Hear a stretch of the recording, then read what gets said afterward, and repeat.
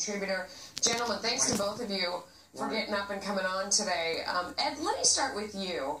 So we know so far that this all arose from this investigation, very sordid investigation into Anthony Weiner, that the FBI agents that were here in New York looking through his computer said, wow, we have found something here that's relevant to your investigation, to the Clinton email investigation, and brought it to this other team.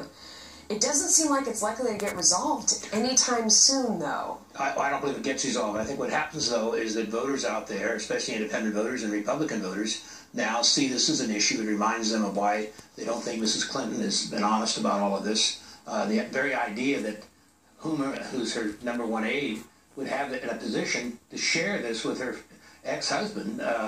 You know, whatever these documents may be, you're not allowed to share your confidential documents or anything. And obviously the FBI agents who were investigating and found this basically thought there was something sufficient to bring it up to the director of the FBI to basically reopen this. Yeah. And it was their recommendation. So my sense is they're very much on the defensive this week. Obviously Trump can be on the offensive, which is always a better place to be in a campaign. It is, but Joe, you know, while the Trump team is relishing this and sort of rolling around in it, thrilled as they can be, on the Democrat side, they're saying, well, you know what, this energizes our base because a lot of our folks had gotten complacent. Now they feel like there's a lot at stake, and it could end up backfiring on Trump and sending more Clinton supporters out to vote who maybe thought it was over and it wasn't necessary for them to go. What do you think of that theory?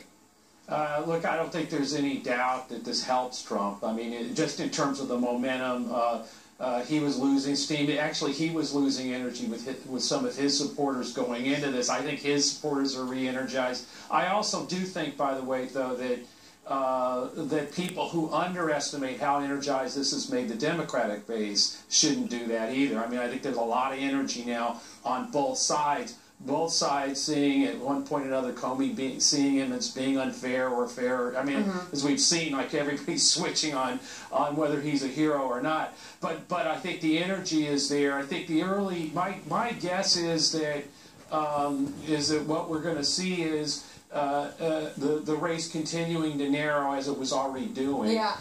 And this in the end benefits Trump, but I think turnout may be the whole thing now. Yeah. And I do think Clinton's got a better operation there, so we'll see. Without question. Ed, I do quibble with Joe's first point, though, because he said that Trump supporters were losing energy. And in fact, in the polls that we're looking at this morning, where he pulled within a point of Hillary Clinton, all those were taken before this whole reopening of the FBI's case into her emails broke on Friday. And in fact, he had been closing the gap, and I'd love your opinion. Maybe it was the WikiLeaks, or maybe it was everybody getting their Obamacare premiums. I mean, that was a huge part of last week's coverage. I think Mrs. Clinton has had a terrible couple weeks here. One, the Obamacare increases, the WikiLeaks stuff about the Clinton Foundation, and now they have this.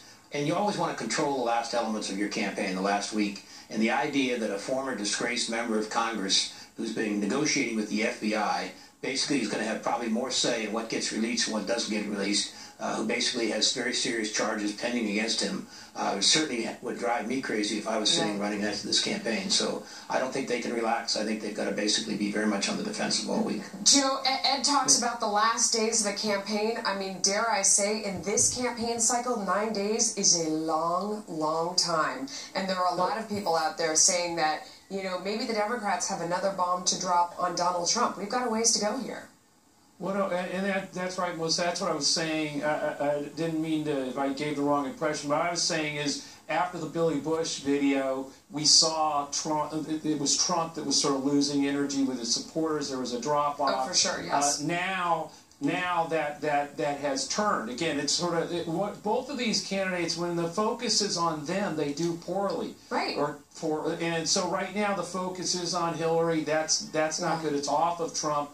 But does it get back on Trump? And sometimes Trump does that to himself. So we'll have to see. There are 9 days left, and anything can happen. Ed, you got to think that Kellyanne Conway, or maybe you're doing this, putting oven mitts on Donald Trump and duct taping them on so that he is not able to use his Twitter. Are you doing that? I'm certainly not, and I don't believe Kellyanne. But I will say this: he's given 3 or 4 really top-notch speeches. He's out there campaigning very, very aggressively, and he's very disciplined in his message, and I think that's very, very important.